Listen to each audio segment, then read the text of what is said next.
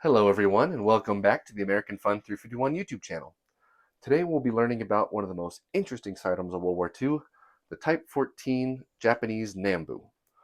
These simple looking handguns were Japan's attempt at a more affordable and simpler sidearm to help equip their rapidly advancing armies in the 1930s and 40s. And so in this video, we'll cover its development and some of that background. Then we'll take a close look at the markings and features on my pistol, and I'll go over how it operates. And so let's just get started with some history. And so the name Nambu comes from the designer of the handgun, Lieutenant General Kijiro Nambu. He was a prolific gun designer during Imperial Japan's period of rapid industrialization, and he worked alongside the Lieutenant General Narikira Arisaka, who would develop the Japanese bolt-action Arisaka line of rifles that we're so familiar with, including this Type 44 carbine we see behind us that we'll look at in a different video. But Nambu, on the other hand, he focused primarily on designing handguns and light machine guns that would be used by Japanese military forces. And so one of the first guns he developed was the Type A, or Papa Nambu, and then later he made the Type B, or Baby Nambu. But both of these pistols were fairly complicated and expensive to produce. And the expensive part was a particular problem for the Japanese military because of the interesting way that they distributed handguns at the time. In the American Army, for example, every soldier got a handgun. It was just a standard issue thing. But in the Japanese military, pistols were reserved more for officers and higher ranking officials, and they were seen more as a status symbol as opposed to a simple utilitarian sidearm that everyone should have. And part of the problem, too, was the fact that these officers and officials were expected to purchase their own handgun out of their own paycheck. And so in 1939, a Type 14 like this one would have cost a soldier 78 yen, which, adjusted for inflation in American dollars in 2025, would have been right around 500 bucks, which doesn't sound like a ton of money, but when you consider the fact that in World War II, a Japanese private made less than $10 a month, and a soldier and a sergeant only earned right around 25 yen a month, you can see how much of a problem that would have been if they had to purchase their own handgun. And that was for a Type 14. That wasn't for a Type A or B. Those ones would have cost even more.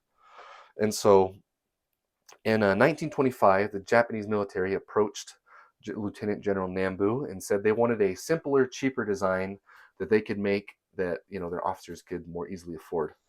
And so he developed this Type 14 Nambu in 1925, which happened to be the 14th year of Emperor Taisho's reign in Japan. And that's just how they were naming things at the time. It was based on what year it was developed in the emperor's reign. And so that's how we ended up with the Type 14 Nambu. He designed this handgun to be simpler than the Type A and B by getting rid of the grip safeties of the earlier models. That was just another complicated piece you had to machine and add and install. And he also cut down on a bunch of the contours, especially in the grip. He made it much straighter and got rid of the nice curves of the Type A and B. And so that helped cut down on machining time and made it much easier to mass produce. And so Japan enjoyed this new design and quickly adopted it in 1926 and put it into production in factories around Nagoya, Japan. And so these handguns, these Type 14s, were well received and they were fielded everywhere that the Japanese military went. They went to China, Manchuria, all the islands throughout the Pacific, Burma, even the Aleutian Islands in Japan. These were carried by soldiers on the land, on the sea, and in the air. And one of the early problems they encountered, though, was mine is a pre-war example with this small trigger guard. But a lot of the environments the Japanese military was fighting in were fairly cold, and their soldiers wore gloves, and they had a hard time fitting their gloved fingers in here in the trigger guard. And so in 1939, they adjusted the design to give a little bump to help give clearance to soldiers that were fighting with gloves. And these pistols were produced from 1926 until Japan's surrender in 1945.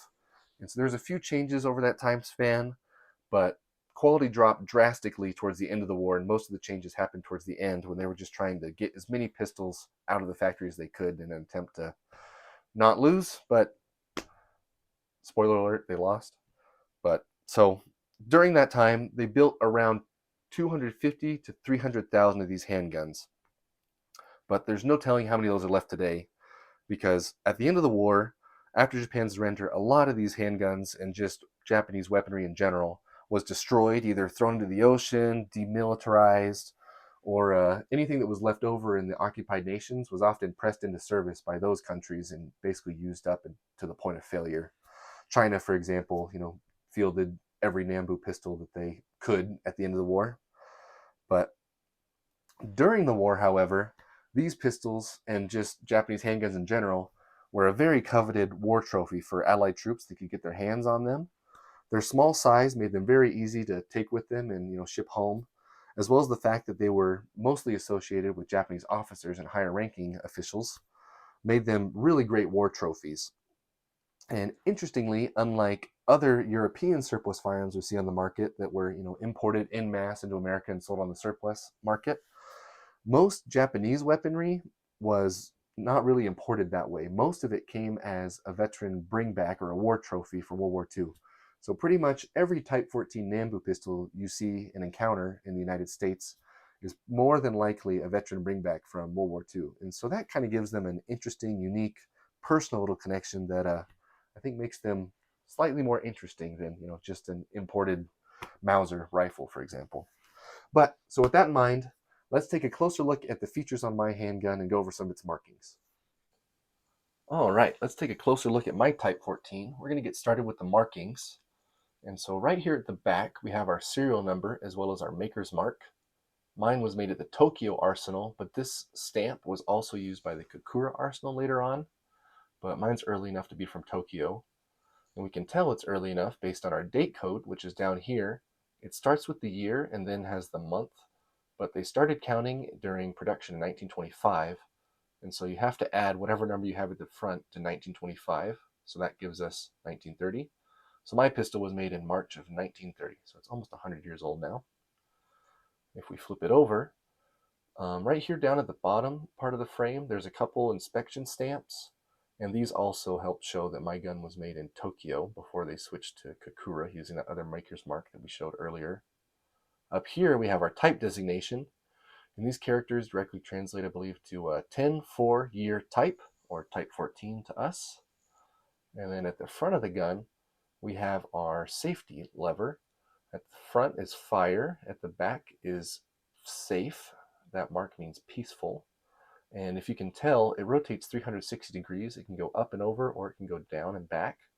And someone's done that a few times. You can see the groove gouged into the grips right there. And so that's just the basic markings on the Type 14 Nambu. There are 4 serial numbers that you can easily view. There's the one right here on the side of the gun. There's one up here at the top of the trigger. And then if you pull our bolt back, there's another one at the top of the bolt. And then the last one that's easy to get to, you have to drop your magazine. You can check your magazine to see if it matches. Mine does not, unfortunately, but when they came from the factory, the magazines did match the guns. There are more serial numbers stamped on internal pieces, but I'm not going to take my handgun apart in this video. But so that's the general markings on a Type 14 Nambu. Now we're just going to go over some of its features.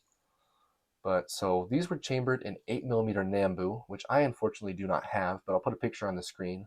It was a small bottlenecked pistol cartridge that Mr. Nambu developed for his earlier handguns, and it's similar in power to .380 automatic. So it's not particularly strong, and this is a fairly big handgun. I'll compare it to a M1911A1 from World War II.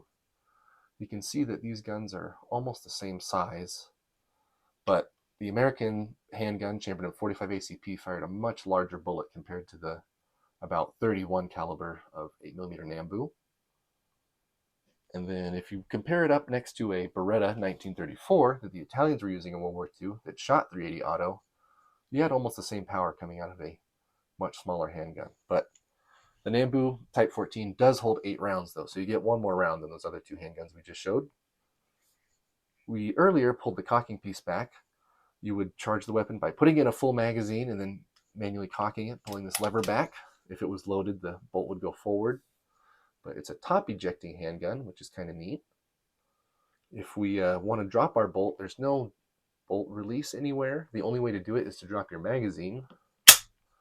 So if you were shooting in battle and wanted to reload for whatever reason, you would have to, the gun would end up like that with your bolt held back. You'd have to drop your magazine, insert a new loaded magazine, and then recharge the weapon. So that's not the most user-friendly coat of arms, but that's what they had. As far as sights go, our front sight is just a simple post that's drifted in place that you could, in theory, drift side to side to adjust if you wanted to. But our rear is kind of cool. It is a dovetail, but it's machined into the frame, and there's no way to adjust it there. But yeah, so that's pretty much the features of a Type 14. As far as variations go over the years, one of the biggest ones was the trigger guard that we mentioned earlier. In 1939, they bumped this out so you could get more of your gloved finger in there if you were fighting in the cold. As well as the grip panels. These differed based on manufacturer, and over the years they changed the number of grooves. Mine has 25. There's other variations, I think, as far as like up to 27, down to 24. And then later on in the war, they ended up with just flat slab sides as they tried to just get guns produced as quickly as possible and out the door. And the last big variation was in the cocking piece. These early ones, like my gun, they have these deep grooves cut in them, as well as some texturing on the faces you can grab. But later on, they ended up going to a solid piece with just knurled, texture on the outside. It was easier to manufacture and required one less step. But yeah, so that's the Type 14 up close. And lastly, I'm just going to go over some collecting tips. So if you're looking to add a Type 14 to your collection, one thing to keep in mind is that these don't really come up for sale that often. They're not the most prolific handguns out there on the market.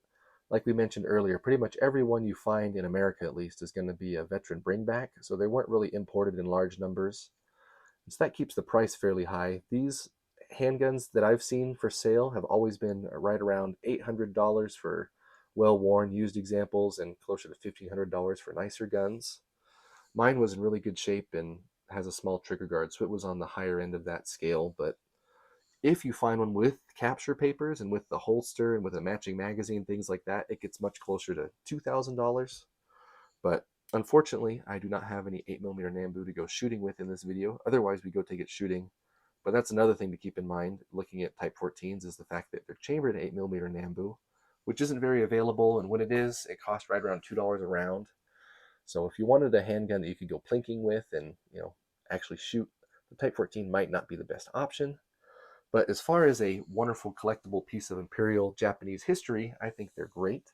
I'm very happy with my pistol the way it is, and I'll continue to enjoy it even without bullets. But I hope you learned something in this video. I really enjoyed checking out this Type 14. If you have any Nambu stories, make sure to share them down in the comments. But I hope you liked it, and I hope you subscribe so you don't miss out on the next videos. And American Fun 351 will see you later. Thank you so much.